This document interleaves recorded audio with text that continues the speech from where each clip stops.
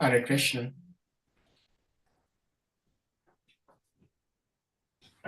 Shri Brahma Tirtha Prabhu, Hare Krishna. Please accept my humble obeisances. All glories to your Goddess Jagat Krishna Prabhupada. Hare Krishna. Hare Krishna. Well, it's nice to be back in Africa. Jai! Yes. Let us begin. I'm sorry, I'm a little late. I was in another meeting. I'm on the Giriraj Swami care team, and that meeting went overtime. No problem, we are good. And the BI is overwhelmingly busy. I see many friends here. I see my friend Gul here too. I'm glad you're with us. And Salika and so many friends. Yeah. So I'm glad you're all here. Today we'll begin. So Om Namo Bhagavate Vasudevaya. Om Namo Bhagavate Vasudevaya. Om Namo Bhagavate Vasudevaya. So I've been asked to speak on an interesting topic. This is the third canto, which discusses a lot about creation. And here we're going to talk about verse in chapter 12, verse 11, and Hari Indriyani Asura Yoma Vayor Agnir Jalam Nahi Suryas Chandras Tapas Jaiva Shtitani Agre Kritani Te. My dear boy, so Brahma speaking, I want to confirm. I have already selected the following places for your residence: the heart, the senses, the air of life, the sky, the fire, water, earth, sun, moon, and austerity. So this is talking about Lord Shiva. Now, in India, there's often a discussion, who is the greatest? Is it Rama? Is it Vishnu? Is it Shiva? Is it the impersonal one beyond us all? Who's the boss?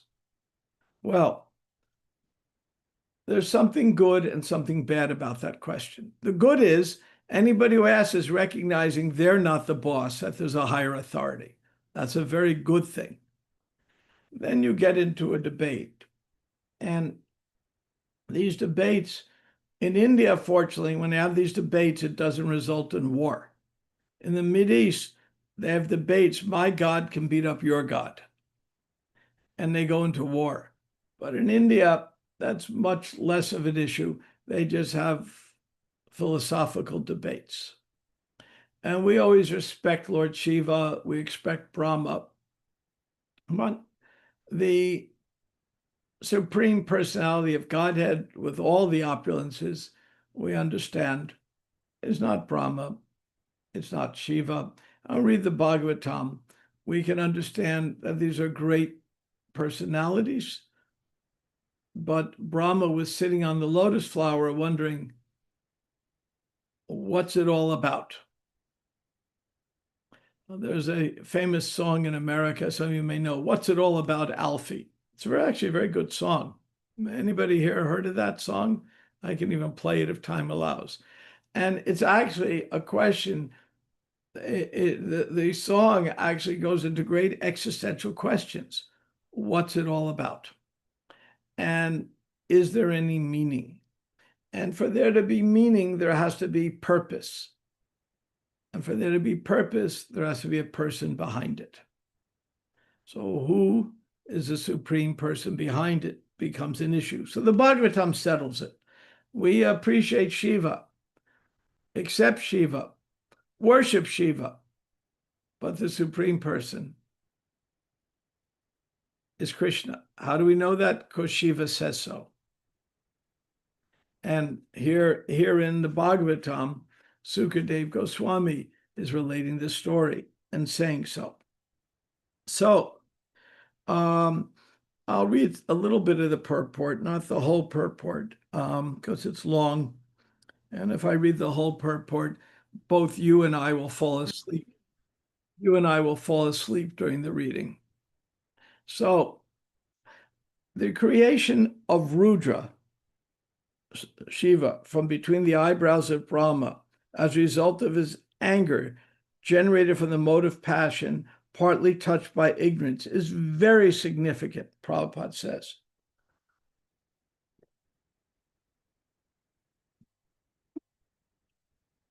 And now, there are different modes of nature. So Brahma kind of handles motive passion. Shiva, created from passion, handles modes of Shiva handles mode of ignorance. Vishnu handles mode of goodness.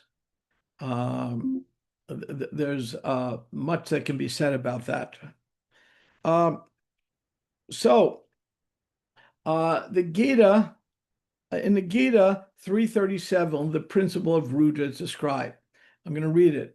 The personality of God has said, it is lust only, kama, Arjuna, which is born of contact with material motive passion, later transformed into the wrath, which is all devouring sinful enemy of the world.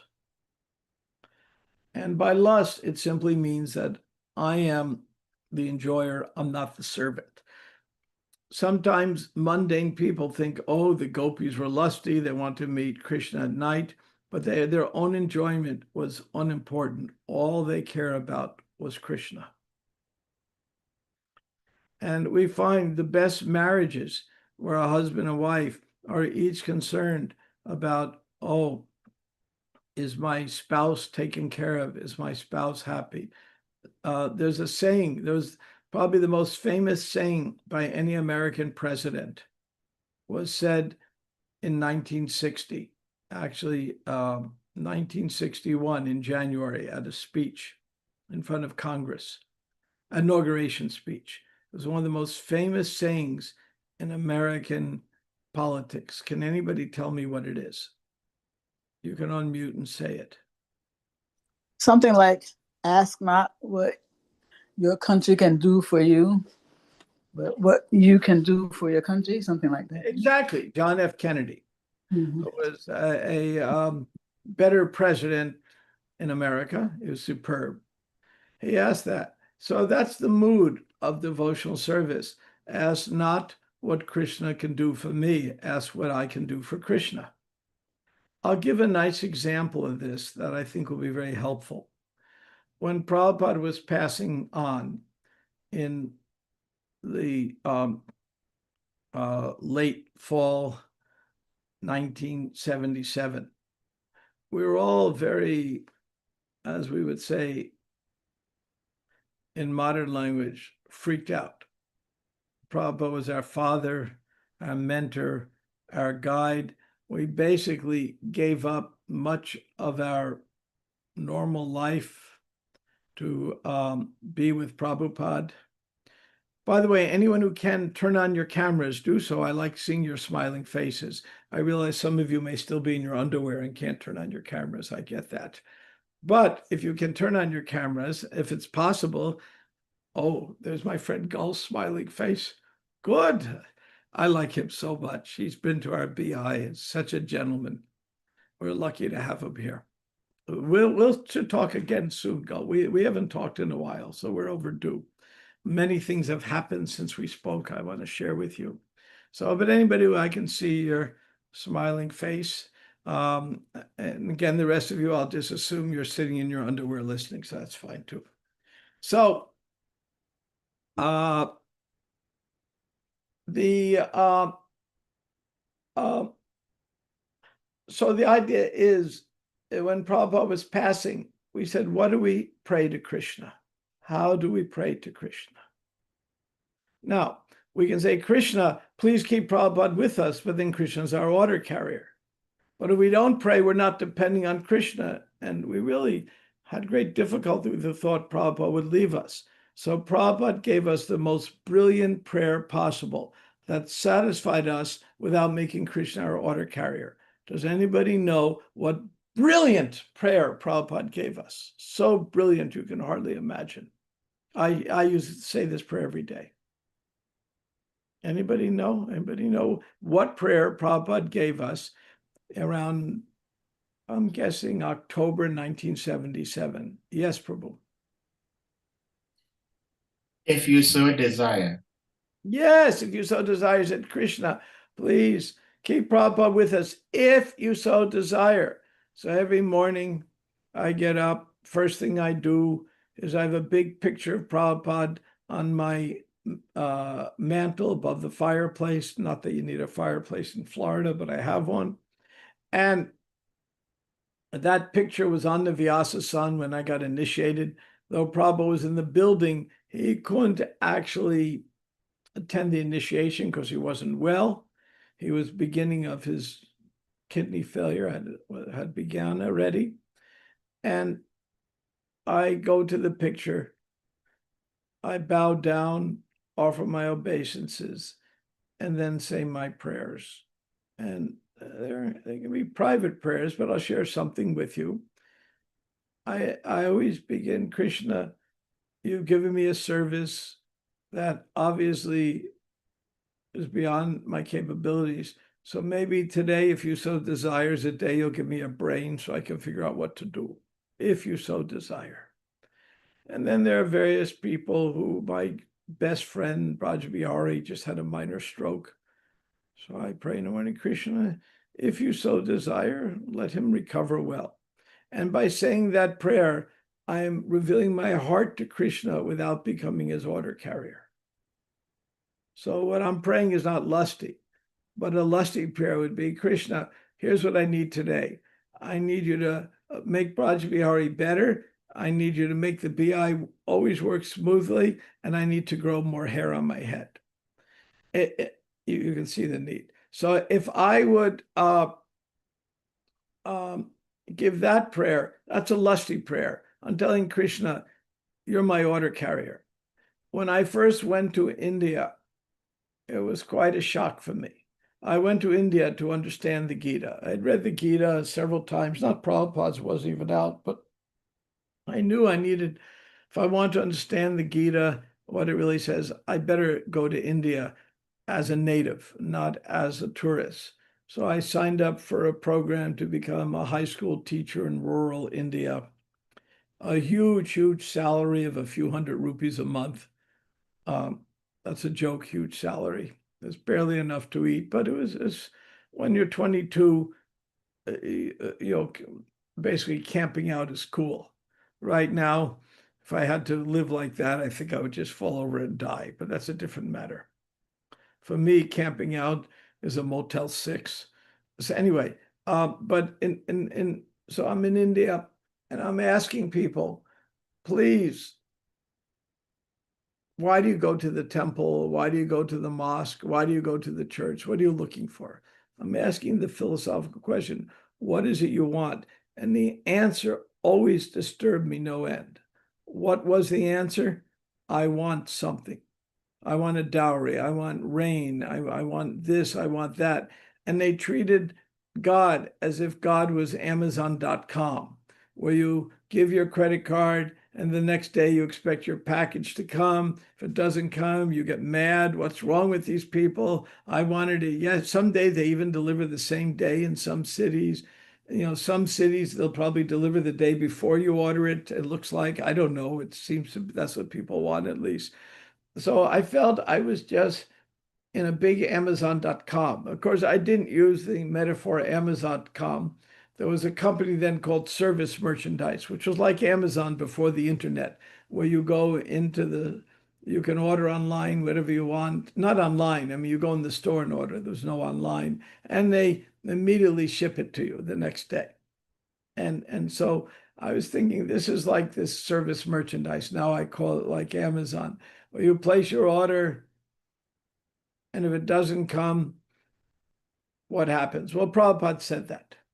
He said the communists, and I watched them do this in India, they would go to basically peasant people Say you're praying to God for your daily bread. Are you hungry? Yeah, we're hungry. Pray to us. Oh, my dear communists, give me my daily bread. And they say, okay, here's a loaf of bread. So we're better than God. So then the people started worshiping the communists. I'm not exaggerating this. And in Bengal, they elected for 30 years the communists to run the government.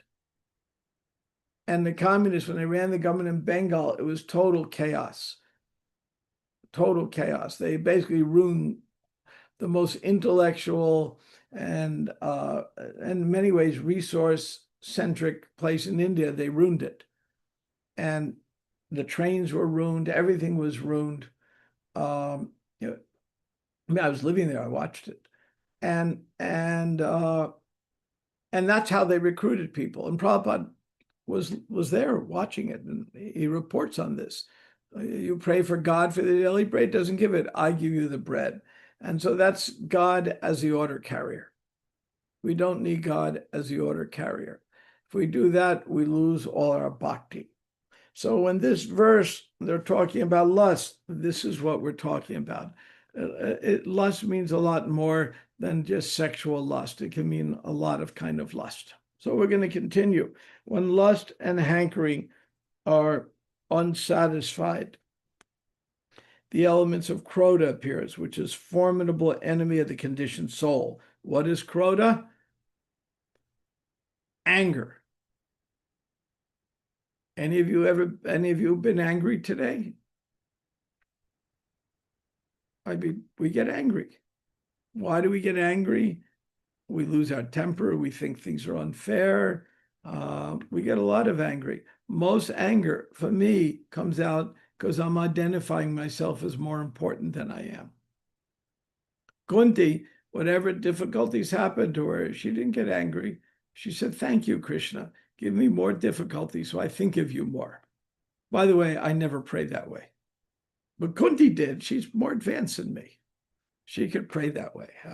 I was at the pharmacy yesterday, pick up my medicine to make me feel better. I never go to the pharmacy and say, please, my dear pharmacist, can you give me something to make me sick so I'm more dependent on Krishna? Kunti prayed like that. I've never been to the pharmacy saying, do you have some good poison for me? I deserve it. Whatever happens to me is my fault. I don't ever do that. But Kunti does it, and I admire that Queen Kunti could do that. I don't claim to have that level of advancement, but I aspire for it. So if I aspire for it, that's good enough. And that's what Prabhupada said. He said, I counted in the Veda base over 150 times. I'm not exaggerating. Prabhupada said something 2-3 times, we think it's important. 150 times, we better think it's important. What did he say 150 times? It's a gradual process. So we're going to have anger, we're going to have lust, we're going to have all these issues. But if we're aspiring and going the right direction, Prabhupada said that's what counts. And every day I do a self-assessment.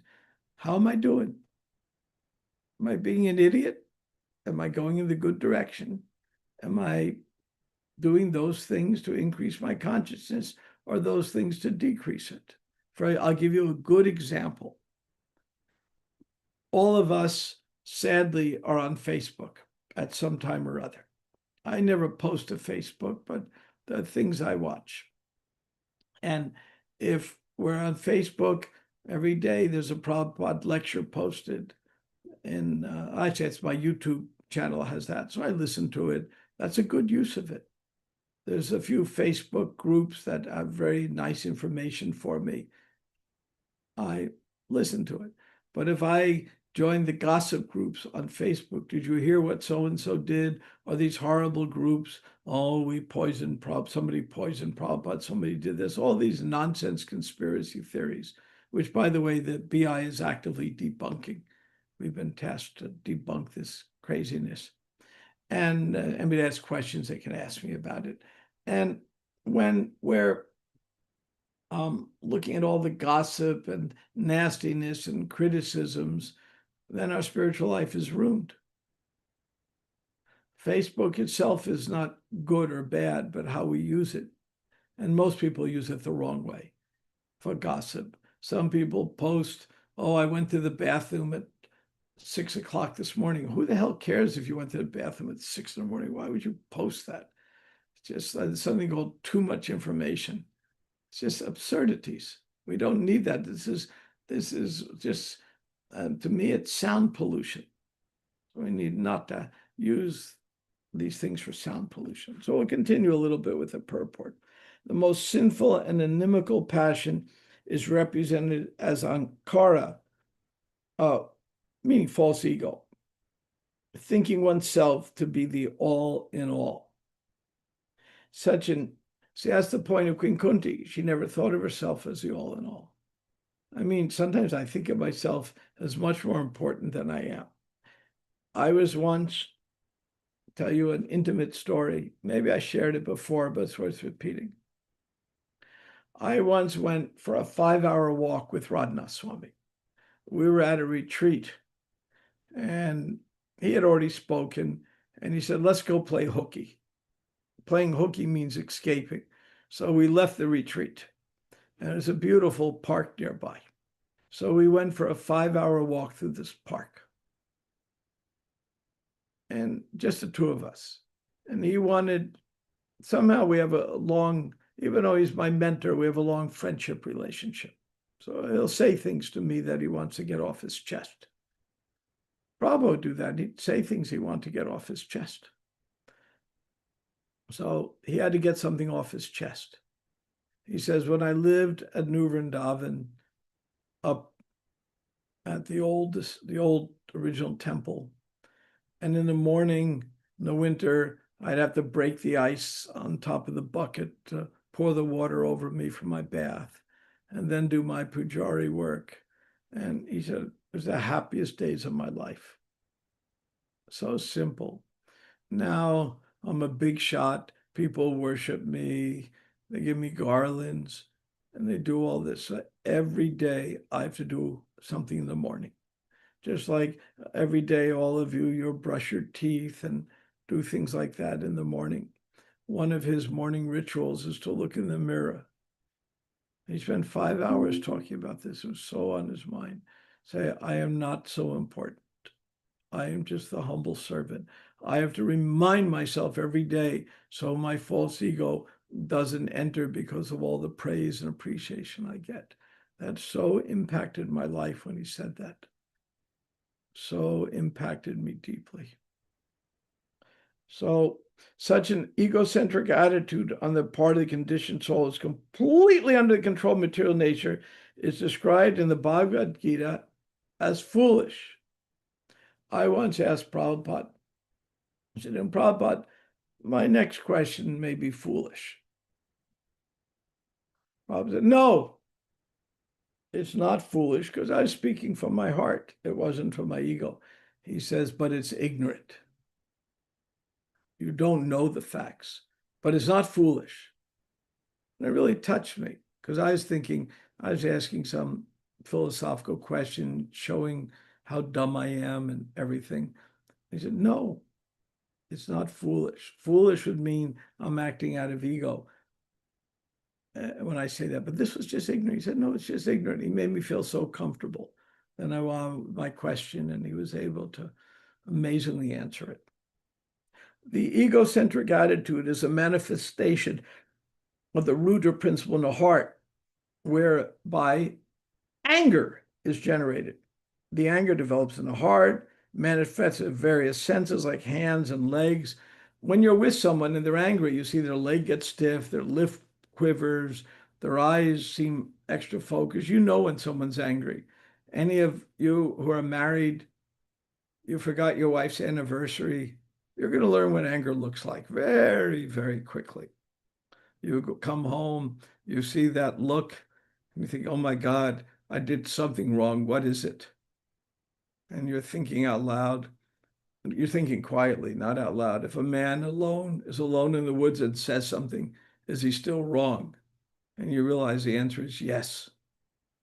And so we all recognize in each other's bodies when there's angry. I do mediations all the time for ISKCON, And when someone's angry, I watch for it.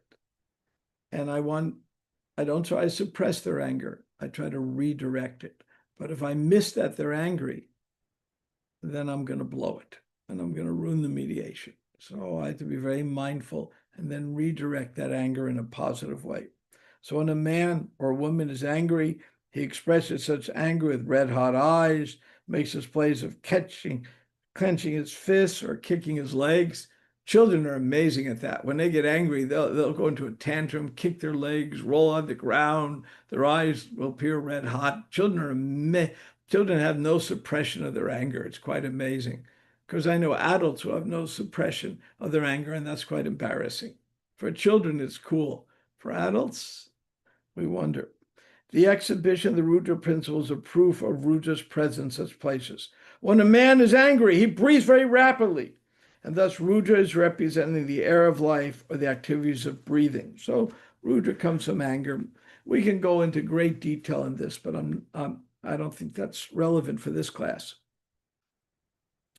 And let me see, there's only one more sentence in the purport and read. The great yogi Durvasa, under the influence of this Rudra principle, picked a quarrel with Maharaj Ambarish, and a Brahmin boy exhibited the Rudra principle by cursing the great King Parikshit. When the Rudra principle is exhibited by persons who are not engaged in devotional service, the angry person falls down from the peak of his improved position. This is confirmed in the Bhagavatam. The most lamentable fall down of the impersonalist to his false and unreasonable claim of being one with the Supreme. So, when the Rudra principle is exhibited by persons who are not engaged in devotional service. So, does that mean in devotional service there are times when we ought to be angry? Well, interesting question. Sometimes the answer is yes. I'll tell you a story. Maybe I shared this before, but so it's worth repeating. There was once, 40 years ago, Balavanta Prabhu was GBC, very good friend of mine. And a young devotee had joined the temple, had been in the temple 2 weeks. And they went to some Mayavadi lecture. Some Indian so-called sadhu was giving a lecture. They thought it'd be good if we go, then we could do some networking, meet people.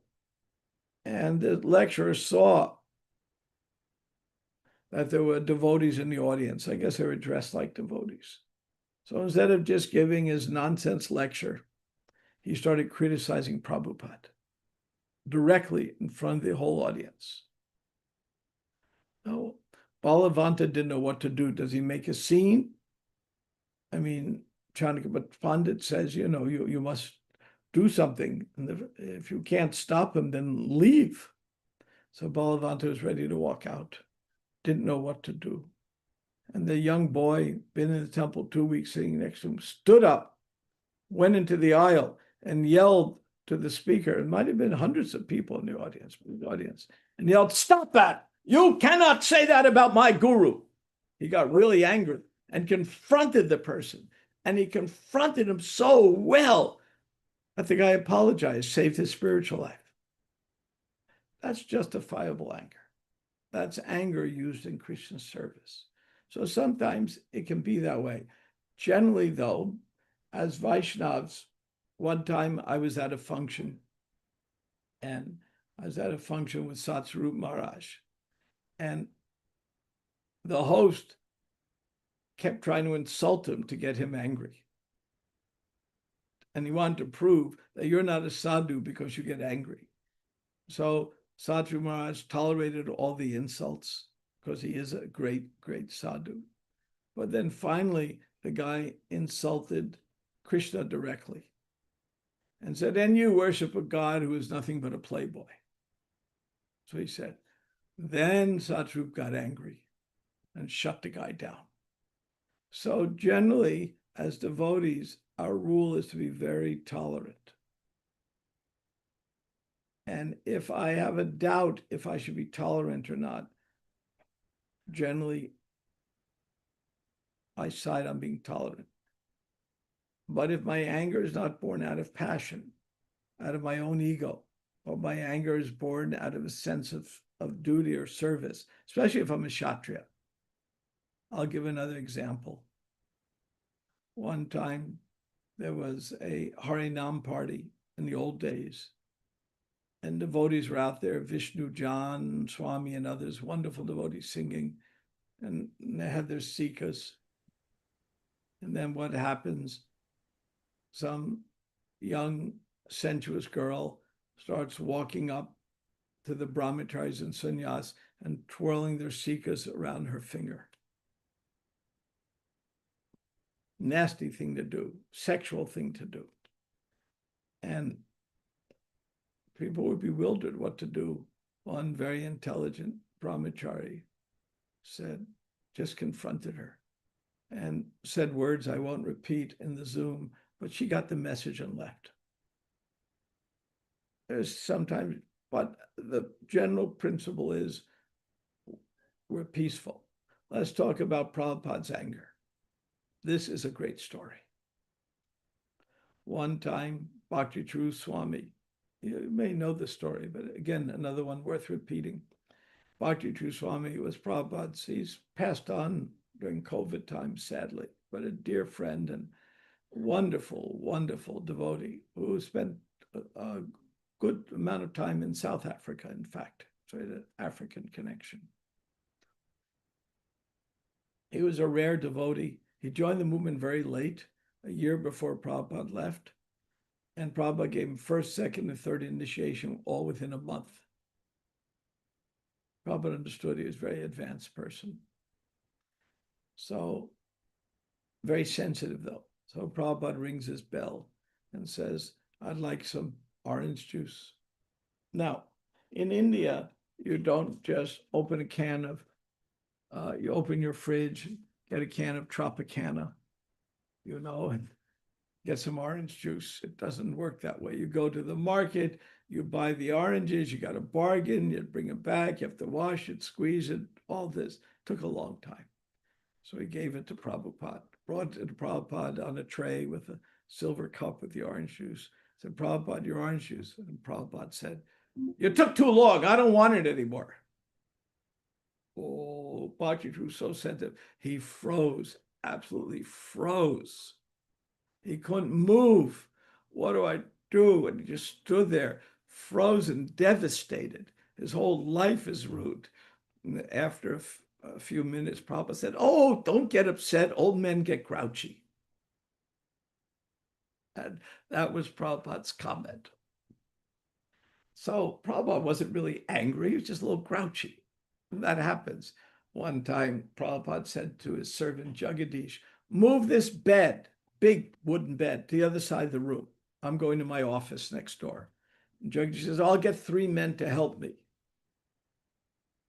And Prabhupada said, no, just do it yourself. So it's a big bed. He can't lift it up. So he's dragging it, making all noise. Prabhupada rings the bell. Why are you disturbing me? I'm trying to write. Jagadish, again, very sensitive, froze like anything. Prabhupada saw his face. He says, oh, don't worry. Old men get grouchy. That's not anger. It's just normal. So that's Prabhupada. Now, sometimes Prabhupada would get angry for good cause. But the difference between his anger and my anger, and I took personal note of this, I watched this, it was a huge difference between his anger and my anger. The difference is his anger was for our benefit and would go away in seconds. It dissipated immediately. My anger will haunt me all day. I'll get angry at someone who will haunt me all day and I'll lose sleep over it. And Prabhupada get angry because we needed to learn and teach us. How many times I can't count when Prabhupada took the Charitamrita from the deities, somebody put salt in it instead of sugar. Can't count how many times that happened. I'll tell you an African story. You all know this story.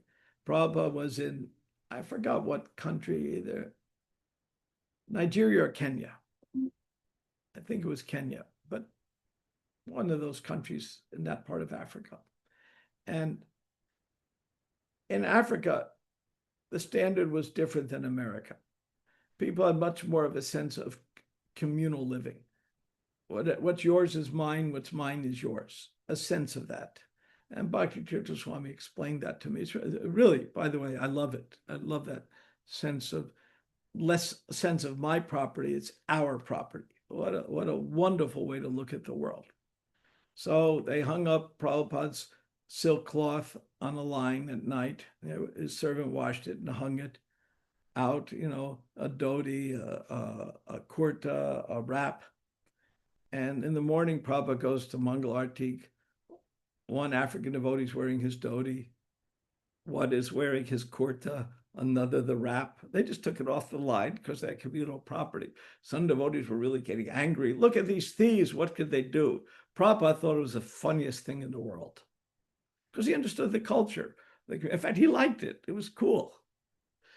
So sometimes we'll get angry unnecessarily. And in this case, it was a cultural situation.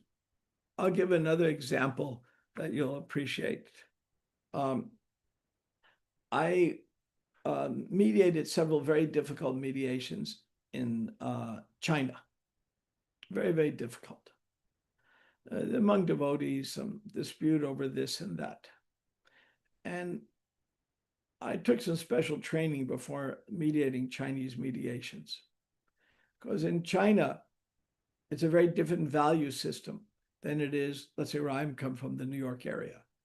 In New York, we really don't get very concerned about saving face. New Yorkers, there's a joke in New York, you show you love somebody when you give them a nasty gesture with your finger. I mean, it's like that in New York. It's a different, lower culture. In China, people are very concerned about saving face. So I had to adjust everything I did because when people are angry, they wouldn't show it. So I had to probe deeper, find out talk to them privately, what's really bothering you, because of different cultural values. So one of the factors in dealing with anger is dealing with different cultures sometimes deal with anger in different ways. Now, it's described in the purport, when someone's really angry, the symptoms are very universal. Their eyes get red, their leg shakes, their voice shakes. Those are very universal. But how each culture modulates its anger varies. So it's a very important lesson for us because we, as devotees, are doing outreach. We're trying to reach out to people. And if we don't have some cultural appreciation, we're going to misread the signals that we're getting.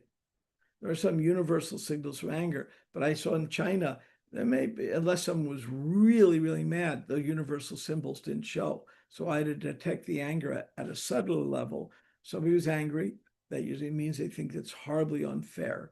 And then I have to find out what's going on. So these are some of the concepts that are coming up in here. How do we cultivate the quality of akrodha, non-anger? So I did a little research before the class. How do we cultivate it? Well, according to the devotional principles on this, the first question we ask is, my anger serving Krishna or merely feeding my ego? So when you get angry with your temple president, your friend, your spouse, your neighbor, the first question you must ask yourself, is my anger, is this controlled anger? Like when that devotee stopped the girl from twirling the sikas of the young brahmacharis and sannyasis? Or is that anger really feeding my ego? If you ask that question, you'll have an answer. There's a psychological reason why. What do they say to do when you're angry? Count to 5. Take a deep breath. Because when you do that, there's a piece of your brain called the amygdala right here. And that's the fight or flight part of your brain. And when you get angry, if you're in an MRI machine, it lights up like anything. That's where all the blood is flowing. The frontal cortex, you're thoughtful. So when you take a deep breath or you ask the question, is the anger serving Krishna or really feeding my ego? You've shut off the amygdala. Your frontal cortex is lit. Then you should know, well, maybe this is a time I need to be angry like that boy did with Balavanta, or maybe it's just my ego. That's how you distinguish it. You pause, you take a deep breath, you stop for a moment. And is this controlled anger for Krishna, or is it just merely my ego? And then we cultivate the qualities, how japa, kirtan, studying Shastra. By doing this, it gives us a basis of controlling our senses. So we are no longer caught up in this krodha, anger. We're in akrodha, non-anger. Anger is dangerous for devotees because it can easily end up in the false ego. That's why ultimately we offer every respect to Shiva. But who are we worshiping? Vishnu. There was this story, I don't remember, I just forget the name of the person, it slips my mind. But, oh gosh, one of you will remember and tell me, but he wanted to see who was the greatest. So he went and he insulted Shiva, who got angry. He insulted Brahma. Brigo money. Brigo, thank you, Brigo. Thank you, Brigo. Thank you for that. And then when he went to Vishnu, he put his foot on Vishnu's chest, who said, gee, I hope my chest wasn't too hard for your foot.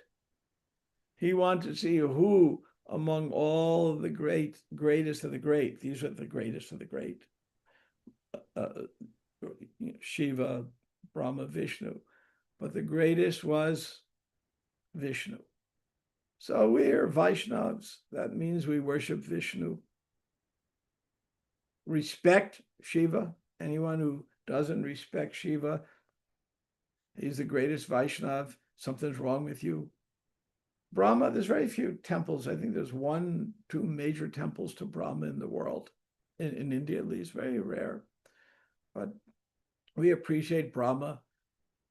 There he is at the beginning, meditating. It's a good example. So I'm going to pause here and stop and see if you have any questions, comments, reflections, criticisms of what I said. It's all open.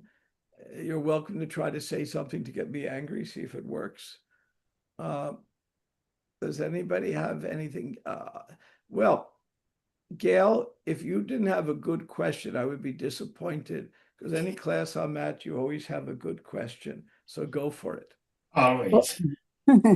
I'm sorry to disappoint you, but this is just a question for you to repeat. I missed the connection between counting to 5, right? Giving ourselves the chance to breathe, and the connection to that with the amygdala. I'll explain it to you. Good question. I like that one. The amygdala is called the fight-flight part of our brain. It's and I believe it's amygdala. Actually. Amygdala. Thank you. Yeah. If you're in an MRI machine that shows where the blood's flowing in your brain, it will light up like anything. So when you pause and take a breath or ask the question, is this anger serving Krishna or merely feeding my ego? Just that pause alone will cause that part of the brain to cool off and the frontal cortex of the brain, the thinking part, to be more active. And then you can decide rationally, well, maybe I really need to express anger, like that example I gave of the girl twirling the sea cup. I'll give an example when I got angry. One time, I got a call from Krishna House in Gainesville. You need to come right away. I lived just right near Krishna House. I bought my house the same week I signed the papers to buy the Krishna House in Gainesville in '88. One young man had moved in, and what was he doing? He was hitting on all the brahmacharinis. By hitting, approaching them in a sexual way, in an ashram. He said, what are we going to do? So I went to see him, and I said, Prabhu, you can't do this. This is a religious ashram. We just not behavior that's allowed here. and he said the words he never should have said. The girls want it. Anyway, after he got himself off the floor, he left, not to come back. That was Yeah. appropriate anger. Yeah. Yeah, I remember you gave us this story last time. I did. I gave that Mhm. example. Mhm. Okay. Yeah. I don't like doing that. I hate that. It bothers me no end. But you can't go to our respectable women and treat them like prostitutes. It's inappropriate. Our women are highly respectable. They're the best of the best. Prabhupada said they're equal. But when Prabhupada spoke about men and women, he said there's no difference between devotee men and women. In some societies, we may relegate women to a secondary position, sometimes happens, but our society said, no, they're great devotees. You can't see them that way. Prabhupada was adamant about that. So, yeah, go on, Gal. No, just to make sure I got it right, that when you pause, whether you pause by taking deep breaths, or whether you pause by asking yourself a question, the idea is to put a halt to the part of your brain that's driving you by emotions, and give your rational intellectual part of the brain a chance to take the driver's seat. Is it like Yes, it's a very good technique. It's used all over the world. And we just modify the technique as devotees. Instead of just taking a breath, what we do is we say, is this anger serving Krishna or merely feeding my ego? That's the pause, the deep breath pause. But we're doing it in connection with Krishna, which is many, many times more powerful. And, it's a difficult world. I mean, sometimes I'll read a newspaper. Boy, I can get angry at some of the idiots who are running our government, but I can't control that. And each country has its karma, and America's karma has gone a little weird now. So we just have to live with that. We have to tolerate. One thing is, another name for devotee is tatiksha. What does tatiksha mean? Oh, yeah, I know the name, but I don't remember the meaning. It means tolerance. Right. Yeah, so we're tolerant. There's something in the quote here. Let me see what that is. What is that? 5 neuroscience tools for stress. Yeah, this is all good. That's wonderful. Very nice. Wishing you wellness with Mitra. Well done. Good neuroscience. Thank you very much, Mr. Just one last thing, Prabhu, is, we, from your examples given, right, it seems like it would be helpful to also make distinction between, deeply rooted anger and just more like anger that's more like an urge. Like you gave the example of the anger exhibited by Srila Prabhupada to Bhakti True Swami.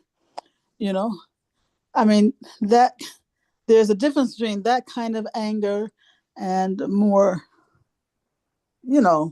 how should I say, lighthearted anger? I don't know. Yeah. Well, Prabhupada didn't even consider it angry. He just said, sometimes old men get grouchy. I'm kind of old. I get it. It happens. So Prabhupada just wrote it off that way. Prabhupada was very,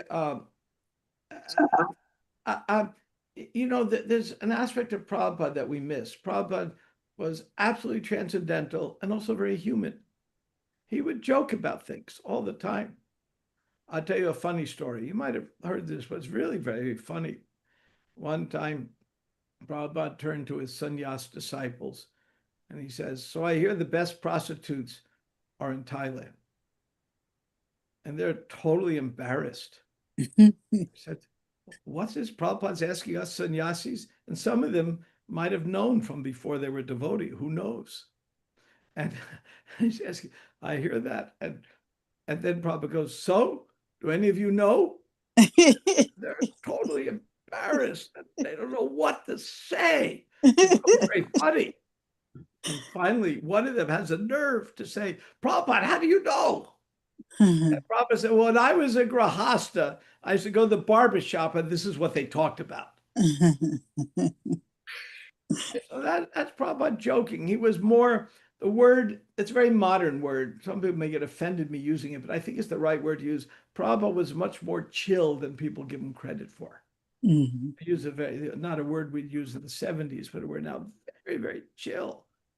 He was cool. When Prabhupada once got angry with me, he just looked at me and boy, it went right through me. And I knew my false ego had really built up and I wasn't even saying anything, but my ego had become very, very strong.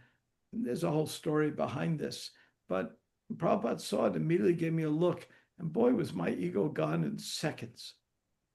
Not seconds, milliseconds. Prabhupada had that just incredible ability to read people and act appropriately. Are there any other questions? Thank you, Gail. You always keep my brain enlivened. That's much appreciated. Oh, and by the way, we still do chill. Say again? We still chill. We still chill. Good, good. Go ahead. Any other questions or comments? Yeah, go Prabhu, please, you may go ahead. Go, please. Yeah. Hi, Bob. I want to know your thoughts on the connection between anger and consciousness. Is anger a part of consciousness? And I say this because obviously I've attended many schools where,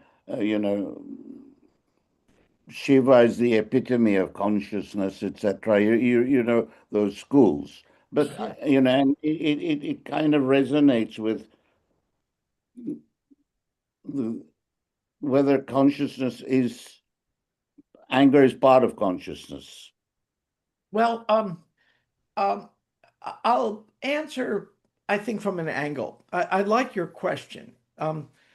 There are three modes of nature, as we all know, and that's what's being discussed in this purport.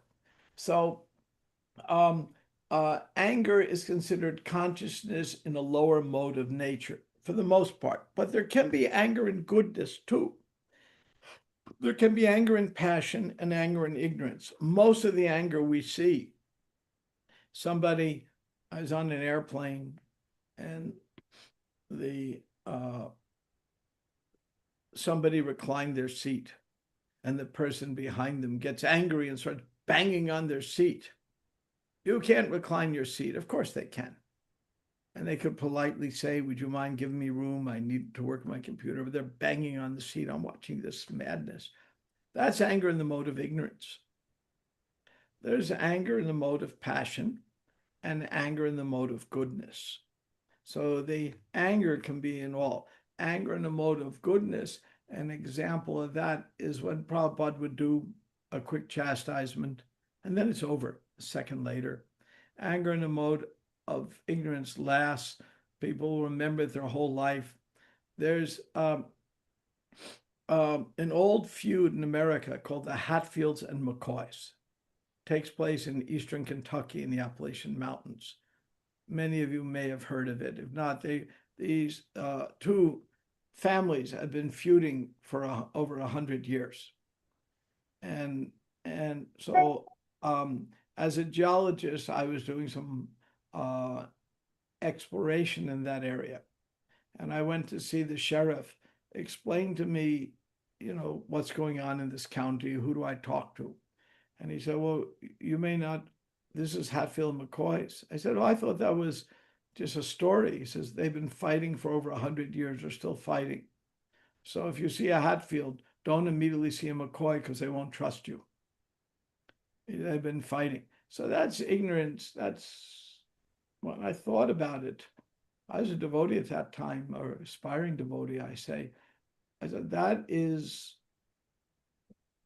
that kind of anger is the mode of ignorance. Really the mode of ignorance. I do a lot of mediations, as you know, Gul, and in the mediations, people sometimes have anger, and that's okay. I try not to have them express the anger to the opposite party. I try to meet with them privately. Now tell me what's bothering you. Vent. I want to know what's on their mind. That's not necessarily mode of ignorance. It might be mode of passion, but at least I know what they're thinking. So there are anger in all the modes of nature, just like there's food in all the modes of nature. For example, a fruit salad's food in the mode of goodness. And we all know what food in the mode of ignorance looks like. It's called McDonald's. And so there's food, everything's in different modes of nature. So my way I would answer it is by modes of nature. Is there anything else I can talk about, or you have any I comments just or wanted your realization? thought. I just wanted your thought. So these modes, how do they relate to consciousness? Are they forms of consciousness or what? Ah, okay. Now I understand the question better. Good question. Very.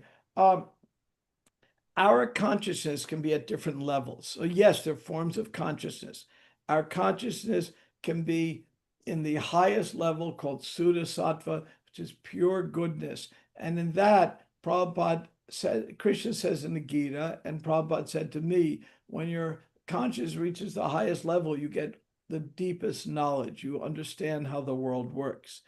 There can be consciousness in the mode of passion, in which I'm using my consciousness, but there's a lot of ego involved. And conscious, the mode of ignorance, is borderline unconscious. So, very insightful question you have. That's something we could explore in great depth, but I'm glad you asked it. Is there any other aspect you'd like to talk about, or any No, comment thank you you. want to make on it? No, thank you. That's okay for now. Thank you. Okay, I think it's at noon my time, so I think our time is up. Maybe one more question. If not, we'll stop for the day. I again repeat how much this is one of my favorite places to speak. Why? I don't know why. It's just the African Yatra. Just just a lot of I always get great questions. No, people are not dull. They're interesting. They're exciting. Most people with origin in Africa have gone through a lot of austerity, so they built up a lot of character. So it's just, don't know why. I was talking to Bhakti Tirtha Swami about this one time. We were certainly friends, and he told me one story, which you might know, but I'll just share it with you quickly.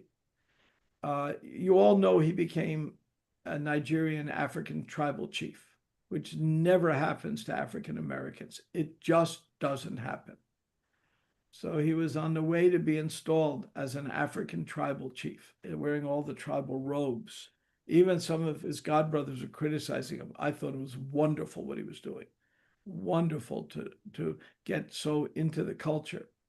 And in Nigeria, I know, Gul, you're from Nigeria. You know how big that is when you become that. I mean, it's just huge, much more than being a mayor in America, much more respected. So he's on the way, and there's two cars going. He's in the lead car, and there's a second car of devotees, and a truck swerves out of the way and heads on hits him. It was an attempt to kill him because somebody in Africa, not a devotee, did not want him to be a tribal chief, maybe because he's American or whatever reason. And he was okay, bloody, but not seriously hurt. Devotees in this first car is ruined. Nobody was killed or anything, just some damage. The second car says, Bhakti Tirtha Swami, we're taking you to the hospital. He goes, no, you're taking me to be installed, but you're bloody. He goes, good. Because when I show up, and they see that I survived, they'll understand that I'm protected by a higher authority, and they'll never try to kill me again. It turns out he was right. So very, very brave. Instead of getting angry at these people, he used it in Krishna's service. That is a perfection of anger. So with that, thank you very much. Prabhuji, excuse me, before you leave, I just want to say one thing. Actually, two things. One is, yes, the cause of the accident that Bhaktivedanta Maharaj had on his way for the installation as a royal chief was because he was the head of the Hare Krishna movement, as he was known to be in Nigeria and West Africa. And people thought and still believe that the Hare Krishnas are very spiritually powerful. So let us test how powerful they are. Let us try it. So it was more or less a psychic attack. Wow. Okay, now you're telling me, he told me the story briefly, but you're giving me more details. Thank Yeah, you. it was a psychic attack. And that is the more reason why he shared with you that he still had to go to prove to them that there is a higher, more powerful authority than whatever they may be using. But thank you for sharing that. And Prabhuji, I would like you to be a little on the reception side, just receiving. I wouldn't want you to say anything about what I'm about to say, because the fact of the matter is that as much as we are very grateful having you speak to us from time to time, personally, I am so grateful to have you speak to us here, because like whenever you speak, you make me laugh in a very healthy way, you know. And there is these schools of thoughts where they bring people together and all they do is to laugh, just to release their endorphins. And so you are like a cure to some of my agonies, my dissatisfaction and unhappiness. So thank you for this technique, or it's more or less, I think it's just natural that is who you are. I really appreciate that so much. And then one last thing I would like to say, Prabhuji, is that you were saying that you went to the pharmacy and got some drugs because you don't want to be sick. You don't go to the pharmacist and say, oh, I want to be sick more and glorify Krishna. That is your level.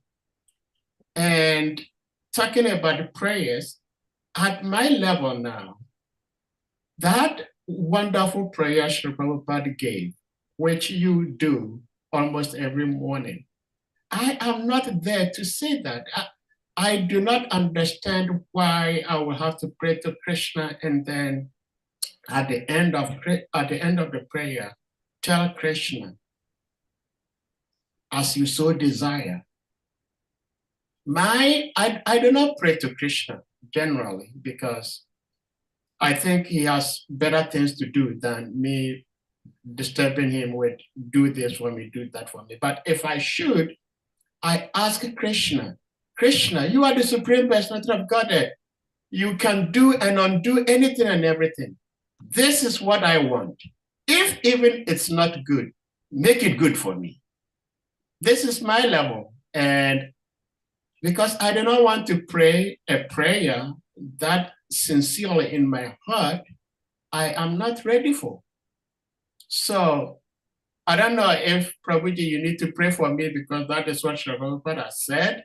And it is encouraging that we could follow suit that way, but I'm not there yet.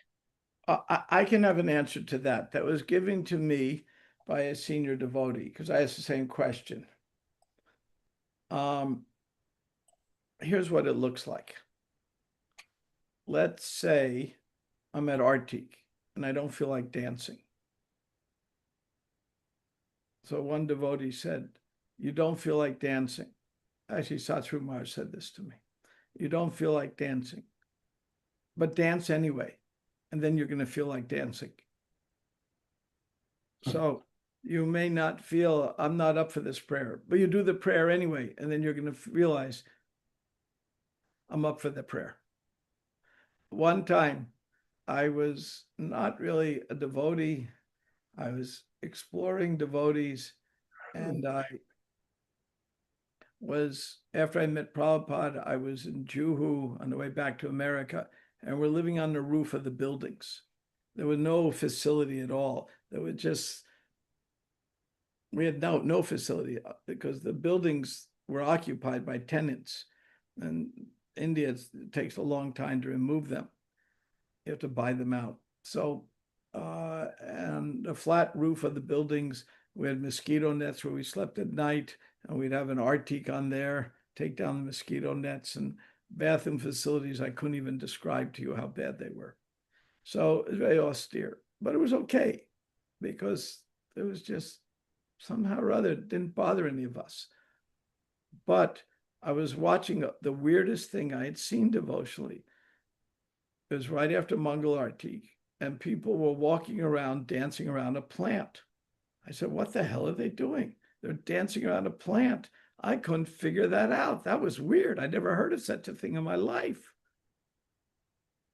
And I'm looking at it. I said, this is curious. What's going on? And Sarabi saw me, he walks up to me and goes, what are you doing? I said, well, I'm watching this. I'm trying to figure out what's going on. I can't figure it out. People are dancing around the plant, Yani, Kani, Chapapani. I wasn't critical of it. I just couldn't wrap my head around it. So he said, you are like the person who's licking a jar of honey. You'll never taste the honey. You better open the jar. So what do you mean? He goes, dance around the plant. I said, okay. I danced around the plant and I had a mystical experience. So he's right. So sometimes, even if we don't feel like doing it, we just do what our mentors say. And turns out it works. It just works. So, but I like your sincerity. There's sincerity that you're not up for these prayers. There are many days, Prabhu, I wake up, I ain't up for it either. But I just do it anyway. I just have to, because the mind is like that. The mind is fickle, but we just do what we know is best to do, and the mind will follow. And this is the intelligence controlling the mind. But I know you're good at that. So, and how do I know you're good at it? Because in front of all these people, you're honestly saying how you feel. That is a sign of a devotee. So you've done well. With that, I actually have to be at another function now. Well, yeah. Thank you so much, Prabhuji. And one just second before you leave, we're going to humbly request all the devotees, please. We humbly requesting you all to kindly unmute yourselves, and we all with one voice, with one love, chant Hare Krishna Mahamantra to express our deepest appreciation to our beloved uncle, His Grace Brahma TIRTHA Prabhu, for sharing his love and wisdom with us. Hare Krishna, Hare Krishna, Hare Krishna, Krishna, Krishna, Hare Hare Rama, Rama, Hare Hare Jakapataro Patitanam Pavasnebhyo Vaishnavebhyo Namo Namaha. His Grace Brahma TIRTHA Prabhu ki Jai. This come from the All glories to assembled devotees.